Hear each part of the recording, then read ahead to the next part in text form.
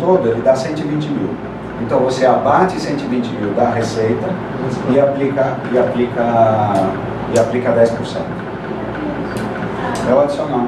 É calcular. Você tem que pagar um adicional do imposto de renda. É trimestral adicional, né? Presumido?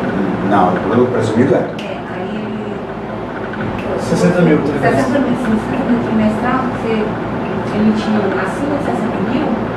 Aí o que você emitiu acima, você paga 10%. Do lucro. Você emitiu acima de 60 mil. Você emitiu 200 mil, aí você diminui 60 mil. Do lucro. Da base do imposto de renda. Da base do imposto de renda. Da base de qual que é a base? Chegou no 320 mil. Então passou de 60 mil por mês. Eu quero 320 mil, diminuiu 60, aí a diferença vai pagar 10%. 10%. Esse é o adicional do imposto de renda. Então, uma empresa que faturou 1 milhão. Então a carga do imposto de renda não é esse 4,8 fixos que tem aqui. Você tem que calcular mais os 10% que é variável, de acordo com o teu faturamento, né? Então por isso que a carga do presumido ela nunca é a soma do PIS, COFINS, IR e contribuição social. Ela aumenta um pedacinho mais por causa do adicional. Então, no lucro real também tem o adicional. Também tem. O lucro real e o lucro presumido são só formas de se calcular, né? O imposto ele é pago, ele incide do mesmo jeito, em qualquer regime, né? No simples não, porque é outra forma de cálculo, né? Ok, vamos ao lucro real. Apurado opcionalmente por empresas que ultrapassaram o limite do Simples Nacional e obrigatoriamente por empresas cujo faturamento seja superior a 48 milhões. Então, por que está falando do Simples? Por ano, é no período fiscal. Então, por que está se falando aqui do limite do Simples? Quando a empresa passa daquele limite de 2 milhões e 400 no ano, ela tem que optar ou vai para o lucro presumido ou vai para o lucro real. Então, a maior parte das empresas prefere passar para o lucro presumido. A diferença de alíquotas lá no final, no topo da tabela do Simples, não é muito diferente da alíquota inicial do lucro presumido. A última alíquota lá do Simples é em torno de 15% mais ou menos, 14% a 15%. E o lucro presumido gira em torno de 16% a 18%, né, de carga fiscal. Então não dá muita diferença. A empresa que está lá naquele limite de faturamento não sente muita diferença quando passa para o lucro presumido. Mas se passasse para o lucro real, a diferença seria muito maior, né? Na maioria dos casos, né? É definido também, o lucro real é definido também como lucro líquido contábil, que se ajusta mediante adições, exclusões e compensações. O lucro real, na verdade, é o lucro antes do imposto de renda ajustado pelas adições, exclusões e compensações. Esse é o livro Lalur, o livro de apuração do lucro real. Tá? Então nós temos aqui o lucro antes da contribuição social e do imposto de renda. Então você vem apurando lá na BRE, você tem a receita bruta, depois tem o custo do serviço prestado da mercadoria vendida, né? Chega no lucro operacional bruto, depois você tem as deduções da receita, os impostos que incidem direto sobre a receita, o ISS, o ICMS e as contribuições PIS e COFINS, vai deduzindo tudo, deduz as despesas, chega lá no LAIO, que é o lucro antes do imposto de renda. Aí começam os ajustes para você apurar o lucro real. Então você tem aqui as adições que são feitas, quer dizer, o que lá na DRE, o que lá na apuração do resultado você deduziu que não podia ter deduzido. Aí você vem aqui e acrescenta ali, né? O que você deduziu lá. Então vamos pegar um exemplo aqui. Por exemplo, cartão de crédito. Cartão de crédito, as despesas que não poderiam ter sido deduzidas ali, elas vão ser adicionadas, quer dizer, eu estou aumentando a minha base de cálculo de imposto de renda. Eu estou adicionando e oferecendo à tributação um valor maior, né? Isso, cartão de crédito. Vamos ver aqui o que mais. Pagamentos efetuados a PJ controladas pelos sócios. Então, o pagamento para sócios, deixa eu ver para isso. Sócios. Alimentação e ajuda de custo a sócios. é considerado pela Receita Federal como adiantamento de lucros, né? Lucros que ainda não foram apurados e já foram distribuídos. Nós temos que adicionar para calcular o imposto de renda, né? Cartão de crédito, receitas que não compram, distribuição de lucros. Olha só, tem dois itens aqui. A alimentação é bem específica: alimentação e ajuda de custos aos sócios, e distribuição de lucros, né? Eu posso fazer distribuição de lucros a cada trimestre, por calculação trimestral? Não existe impedimento de você distribuir lucros, mas se você distribuir, você tem que oferecer a tributação que você distribuiu, porque você está antecipando um lucro, você ainda não calculou esse lucro, você não sabe quanto vai ser. Então a Receita não quer que você faça isso não. E se eu distribuir a cada 3 meses? Você pode distribuir, você distribui a cada 3 meses, e o que for distribuído adiciona na base de cálculo do IR. Então tem que adicionar de qualquer jeito. Tem que adicionar de qualquer jeito. Distribuir no final do ano. Aí você adiciona, né? Só que no final do ano você faz a compensação, né? Você distribuiu já, né? Já está lá na sua despesa. No final do ano você apura o lucro e viu que aquilo foi tudo que você poderia ter distribuído aqui, né? Você faz o ajuste no final do ano. E se aquilo for consequência de prejuízo, pode entrar? A distribuição, consequência de prejuízo? No final do ano você viu que aquela distribuição lá ocasionou prejuízo, né? Distribuir a mais do que não teve lucro. Se não teve lucro, o sócio tem que devolver. Teria que devolver, né? Mas se você já adicionou lá, exatamente essa é a proteção, né, da Receita. Você adiciona porque não sabe se vai ter prejuízo no final. Então um sócio pode pegar aí à vontade, mas o imposto de renda vai ser cobrado, né? Adições. Tem adições e exclusões. Agora vamos ver as exclusões. Quer dizer, o que eu posso deduzir da base de cálculo do IR, né? E está aprovado lá na lei. Valores com dedução autorizada. Sei lá, um incentivo fiscal que de repente a empresa obtém, né? Incentivo de educação, incentivo da Lei Rouanet, enfim, incentivos, né? Receitas computadas que não compõem a base de cálculo do imposto. Então, a apuração contábil ela é diferente da apuração fiscal. Então, na apuração contábil, eu tenho que mostrar o lucro da empresa, tenho que mostrar o resultado dela. Então, eu jogo receitas, por exemplo, receita financeira. A receita financeira já é tributada na fonte. Então, se eu deixar a receita financeira lá, normal, vai incidir 2 vezes o imposto de renda. Então, eu excluo a receita financeira aqui do LADUR para que não se pague bitributado o IR. Tá? Por exemplo, resultado positivo da equivalência patrimonial. Equivalência patrimonial são os resultados das empresas coligadas. Então, a empresa coligada lá da Monumenta teve um lucro de tanto. Esse lucro já foi tributado lá na fonte, lá na empresa coligada. Então, ele veio para a Monumenta já isento de imposto, né?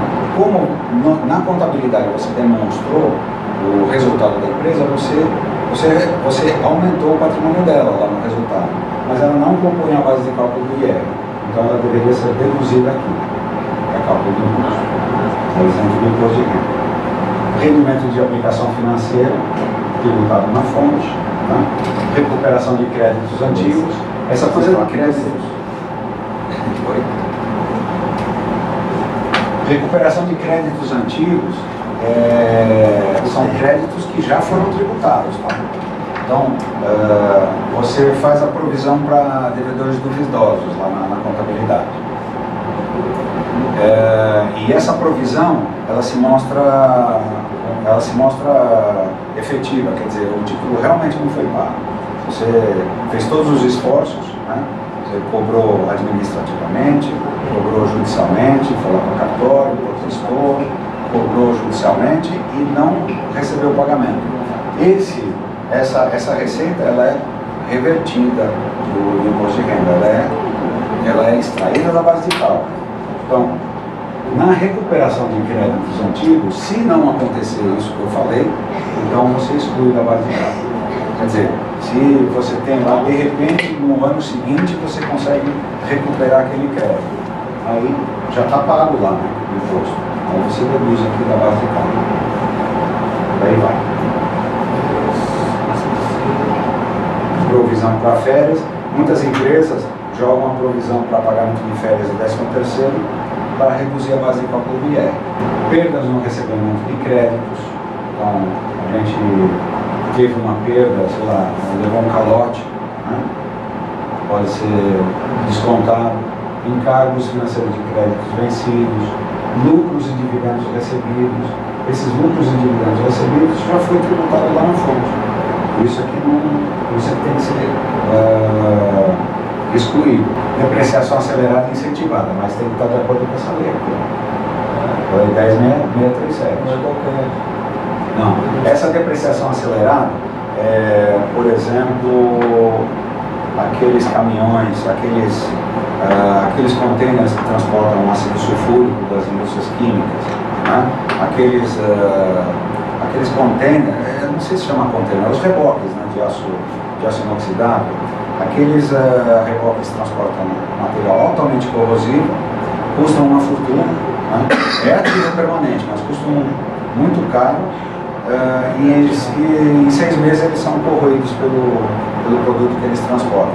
Então, entra aqui a depreciação acelerada, né? Que pode ser, o bem pode ser depreciado aí em 1 ano, se for o caso, né? Dependendo do que a lei autoriza. Aí nós temos as compensações. Prejuízos podem ser compensados, prejuízos do ano anterior podem ser compensados até 30%. Então, eu tive um prejuízo no ano passado de 1.000. Eu posso compensar no ano seguinte 300, no ano seguinte 30% do que sobrou, de 700, no ano seguinte 30% do que sobrou, até zero. Não posso compensar tudo de uma vez. Mas eu, por exemplo, em 2005 tive prejuízo, mas a partir daí eu não tive mais. Eu posso pegar esse prejuízo Aí você vai dos compensando. anos, dos outros anos. Você vai compensando em 30%, a 30% durante os anos. Tá, então tem as compensações, que é 30% de prejuízos, e aí nós chegamos na base de cálculo do lucro real.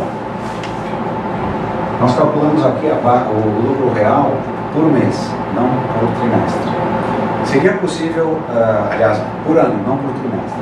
Seria possível calcular a cada 3 meses, mas eu teria que fechar o balanço, fechar a contabilidade a cada 3 meses. Eu faria a apuração mesmo.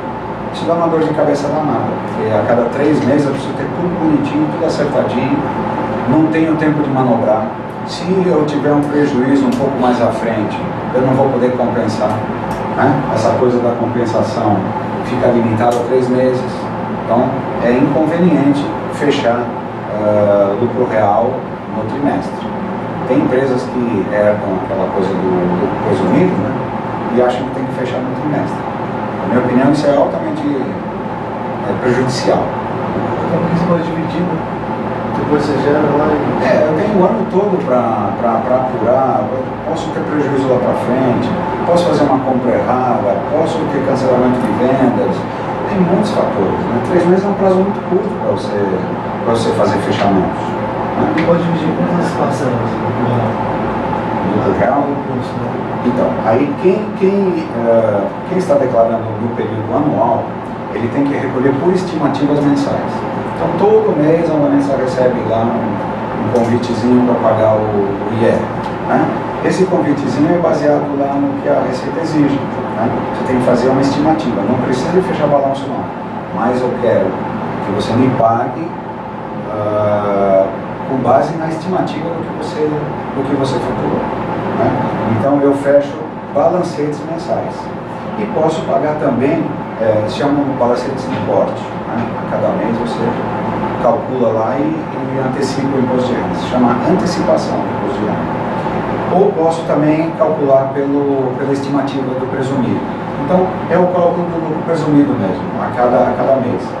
Eu jogo esses 4,8 aqui, deduzo as retenções, né? E apresento isso como antecipação do imposto de renda. Tá?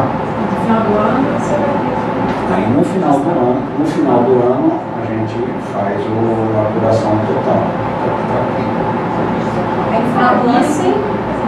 É agora, nesse pagamento agora do Nós vamos pagar em dezembro, a gente vai pagar novembro. Em janeiro nós vamos fazer o fechamento do ano, de 2011. Vai fazer as compensações. Aí a gente vai ver tudo que pagou em janeiro. Nós vamos pagar em janeiro por estimativa ainda, né? E depois que fizer o fechamento, vamos recolher o restante, se tiver. Como é que funciona a estimativa? Como é que funciona a estimativa? A estimativa funciona desse jeitinho aqui, ó. Você presume que o teu lucro foi 4,8% acima do faturamento e abate as retenções. Isso é uma estimativa. No caso de ISS, né? No caso de ISS, você teve retenção. Só para serviços que tem retenção. Né? Só Tá, né? esse. Não existe retenção no semestre antes comum. Não, mas nós estamos falando das retenções de IR. Né? Não, sim. Quem presta serviços sofre retenção do imposto na fonte. Né? Então nós sofremos retenção do IR. Então essas retenções são abatidas da estimativa mensal. Né? E você pode também fechar o balancete. Se chama balancete de corte. Né? E apresenta lá, tem um documento lá que é emitido mensalmente pela contabilidade que apura o imposto. Não é a apuração final, é um balancete. Então tem estimativa baseada no lucro presumido e o balancete. Tá?